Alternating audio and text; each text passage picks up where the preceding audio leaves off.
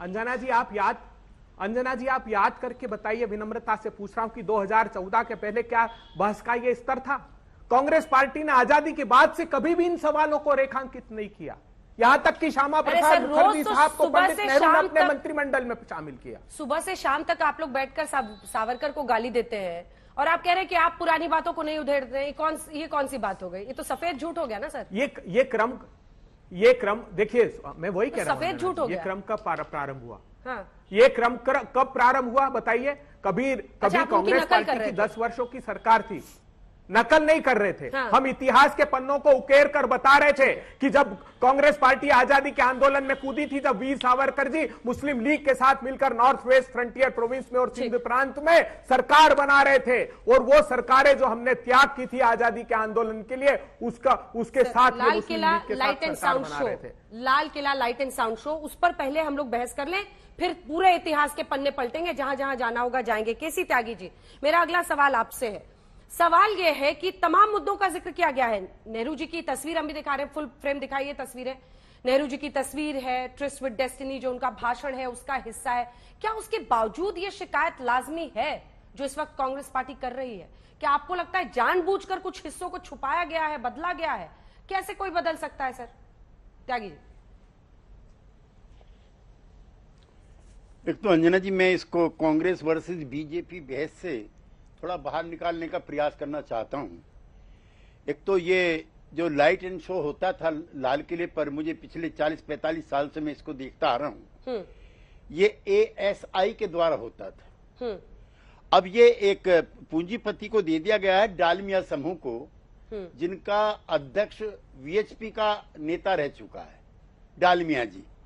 इसलिए इसके द्वारा जिस तरह की चीजें प्रकाश में आई हैं उस पर कई तरह की शंकाएं हो गई हैं, लेकिन मैं उसमें न जाकर के, एक तो मैं अंजना जी ये बताना चाहता हूं दर्शकों को भी, आप तो विद्वान हैं, आपको नहीं, कि गांधी जी क्या थे, जो स्वीडन की सबसे बड़ी संस्था है जो नोबेल पुरस्कार देती है, उनके संचालकों से पूछा जाता है कि आपने गांधी को नोबेल पुरस्कार क्यों नहीं दिया? संस्था के निदेशक कहते हैं गांधी जी और जेसस क्राइस्ट इन पुरस्कारों से ऊपर हैं, इसलिए हमने उनको नहीं नवाजा। सुभाष बाबू के और गांधी जी के मतभेदों की चर्चा होती है। अभी मैं एक किताब के विमोचन में गया जो उनके भतीजे ने लिखी है 3 अंकों में, तो मुझे पढ़ करके आश्चर्य नहीं हुआ। सुभाष बाबू से पूछते हैं कि आपके गांधी जी से मतभेद हैं? उसने कहा कि नहीं, मेरे उनसे मतभेद कैसे हो सकते हैं? खड़ा हुआ गांधी मुझको ईसा मसीह दिखता है और लेटा हुआ गौतम बुद्ध दिखता है। आपके बहस का जो प्रारंभ था वो था कि कांग्रेस पार्टी के सत्याग्रह के अलावा भी क्या अन्य राष्ट्रभक्तों का भी इसमें योगदान था।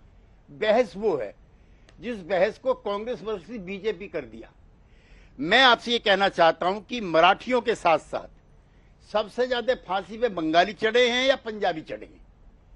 सबसे ज्यादा जेलों में ये लोग गए हैं। तो उनका अगर भगत सिंह का जिक्र नहीं है तो आजादी के तरनाई के इतिहास का कोई जिक्र नहीं है। मुझको अंजना जी, पाकिस्तान में लाहौर के अंदर उस चौक पे जाकर के सरदार भगत सिंह की मूर्ति पर माला चढ़ाने का सौभाग्य प्राप्त हुआ है जहां भगत सिंह की शहादत हुई थी। और मैं बहुत जिम्मेदारी से कहना चाहता हूं, महात्मा गांधी और कांग्रेस के नेतृत्व में आजादी मिली, लेकिन सरदार भगत सिंह की शहादत के बाद कांग्रेस पार्टी प्रस्ताव पास करती है कि आजादी हमारा अधिकार है, उससे पहले नहीं है। 1931 में जब भगत सिंह को फांसी होती है उसके बाद कांग्रेस आगे बढ़ती है। ठीक है। तीसरा इसमें जिक्र होता है उन समाजवादियों का भी जो गांधी, जवाहरलाल और सरदार पटेल के बाद इस देश की आजादी के इतिहास में अगर समाजवादियों का जिक्र नहीं है तो ये इतिहास भी अधूरा है। गांधी, सुभाष, नेहरू जी ने जो पुस्तक लिखी है डिस्कवरी ऑफ इंडिया, जब उनसे पूछा जाता है इतना मटेरियल आप पे कहां से आया, उसने कहा नरेंद्र देव मेरे साथ जेल में थे, लोहिया 10 साल जेल में रहे, जयप्रकाश नारायण ने हजारीबाग जेल तोड़ी, लंबे समय तक जेल में रहे, और 1942 का सारा आंदोलन जब गांधी और ये जेल में चले जाते हैं जवाहरलाल जी, उसका सारे का संचालन सोशलिस्ट करते हैं। लेकिन ठीक है। यूएनओ मनाती है सत्याग्रह की हाँ। वर्षगांठ, पूरी दुनिया के मुल्क मनाते हैं। ठीक है। तो मैं अपने मित्रों से कहना चाहता हूं कि जो सशस्त्र संग्राम चला है हाँ। उसको भी हम सलाम करते हैं, लेकिन विशुद्ध गांधी जी के नेतृत्व में हमें आजादी मिली, इससे किसी को इनकार नहीं करना चाहिए।